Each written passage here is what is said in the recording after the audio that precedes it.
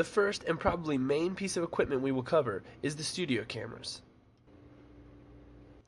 And even though the cameras themselves look extremely complicated, I assure you that they are not.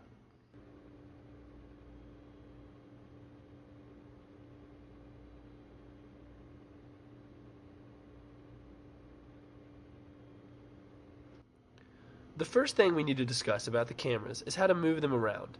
The cameras in the studio move around on 3 basic wheels, which can be spun in a full 360 degrees. This is controlled by the black bar in the middle of the camera that has a red marker on it. You simply pull the camera back and rotate the bar in the direction you want to go. Even though this sounds simple enough, it will take some time for you to get the hang of this. As your instructors will tell you, the first thing you do when you get behind a camera is to unlock it. The last thing you do before you leave that camera is to lock it down. It can't be stressed enough how important this is. Each studio camera has a series of locks that secure the pedestal. Cameras 1 and 3 are identical. Camera 2 is slightly different.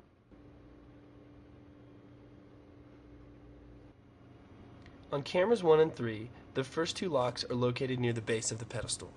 They are the plunger lock and the tension lock. To unlock the plunger lock, simply lift up on the pedestal until you are able to pull the plunger out. Once pulled out, rotate the plunger until the pins can be rested in the more shallow notches at the top and the bottom of the plunger tube. The tension lock can be used to lock the pedestal when it is raised to a desired height. To lock, swing the lever to the left. To unlock, swing the lever to the right. If both the plunger lock and the tension lock are unlocked, the pedestal will now freely move up and down.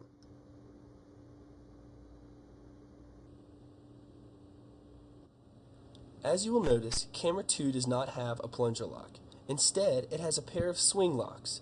To unlock these, lift up on the pedestal until the notch in the swing lock is free and can be swung around.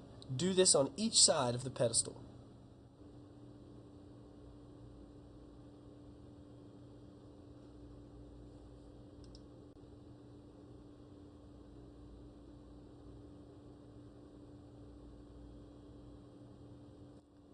The next 2 locks you need to remove are the front and rear pin locks located under the camera on the head of the pedestal. To unlock, simply pull the pin out to the left. Remember, there are 2. There's one in the front and one in the back.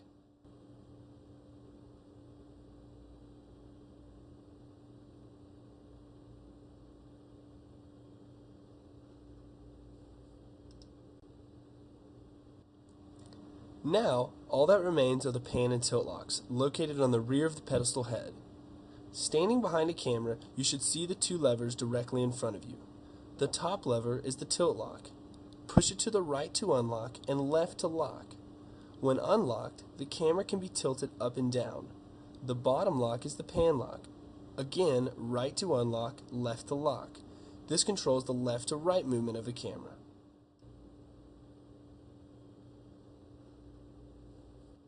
Now notice the 2 arms extending from the back of the camera. These are the control arms. At the end of each control arm is located the camera's controls. On the left arm, mounted just beside the handle, is a large knob with some small bars sticking out of it. This is the focus control.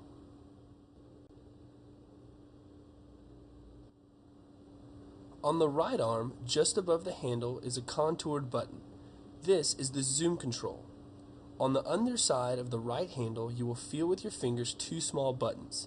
The first button, the one nearest to the camera, is the camera's return video button. Pressing this button during a show will switch the picture you see in the viewfinder from your camera's picture to another source, usually the program video. The other button is the talk back button for your RTS headset.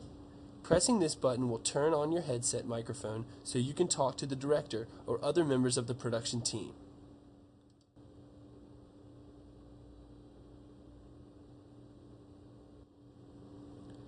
You now know the basics of the studio cameras you will be using this year. As with anything else, it takes time and practice in order to master this equipment. Also, as I stated before, remember that one of the main things is to always lock your camera down after use.